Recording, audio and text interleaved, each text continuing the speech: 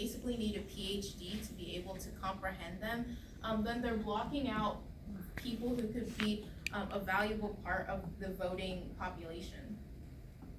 So basically the history of our company. So in September of 2008, I joined the debate team in my school. And when I joined the debate team, I was shocked by how much I needed help with going back and forth between the complex version of the law and easy to understand version of the law. I'd have to use 6-7 sources just to understand what a bill was talking about and the issues surrounding that bill.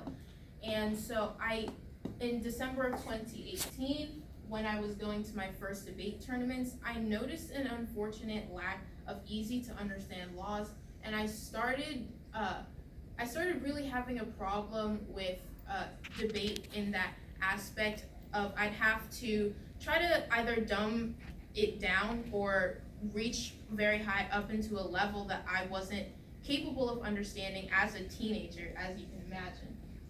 So in June 2019, I was inspired to create legislingo, and by July 2019, it will launch. So let's move on to finances. Now the cost to hire a lawyer is $50 to $100 per hour. However, we won't be using full-fledged lawyers, but rather college students who have just exited law school who are looking to gain some experience in the field so that they can reach into higher levels of being attorneys and actual lawyers. Now the time to translate a bill for someone who is educated in law, it would be about 1 every 10 minutes. And the Supreme Court puts out about 115 laws every year. So as you can imagine, there's not much cost as to hiring our labor. So year 1, year 2, year 3, and year 4 are listed here, and they kind of go through a jump up, drop down process. Year 1, we're shooting low because obviously it's our starting year, and because it's the year leading up to a major presidential election, we estimate that there's going to be a good number of viewers on the site. And we estimate about 200,000 users, and because of the election, we could get an estimated profit from advertising, taking advertisements from political campaigns of about $500,000 to $1 million. $500,000 to $1 million. Speaking of advertising, basically anything you can imagine could be advertised. Because our target market is such a wide net, it's really a big market here. Specifically, we're focusing on political campaigns because that's what the site's about, but because we have high-end viewers and low-end viewers, it could be real estate, car companies, vacations, health and fitness, student loan help, basically anything under the sun that you can advertise. So year 2 is the year of a major election, and in that time, most people are going to be looking for easy to understand laws because candidates are going to be making a lot of promises. And so many times, even they don't know exactly what it is they're promising. So a site like this that could provide easy to understand translations would just be crucial and a huge changing point in not only the elections, but how we see politics as a whole. So our estimated users for 2020 is about 750,000. And our goal in 2020 is to advertise on the National Forensic League, which is basically what every debate team in a high school, it's where they go to sign up for tournaments.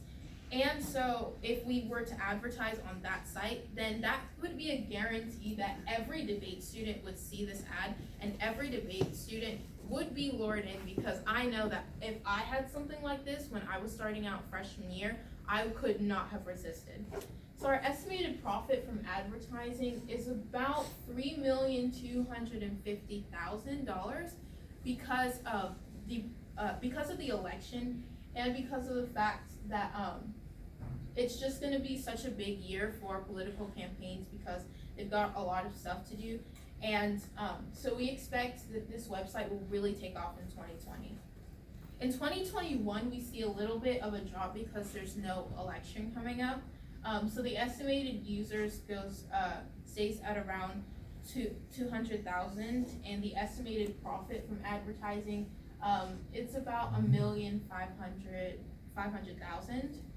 And in 2022, when midterms happen, then we see a little bit of a spike.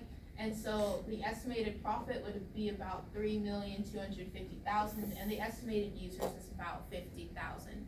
And so we see that it's a little bit of like a seesaw. Every 2 years, it goes from a low point to a really high point, and then it dips back down again. So it's a very sustainable model. And the thing is, politics are ever changing. So there's really no cap on how much we can put on this site, because everything is going on the site.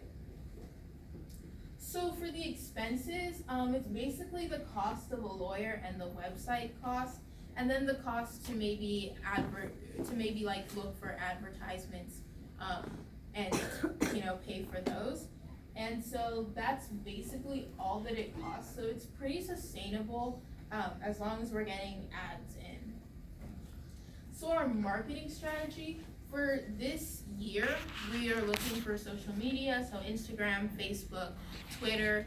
Twitter would be a really good one because Twitter has become very political recently. And so, yeah.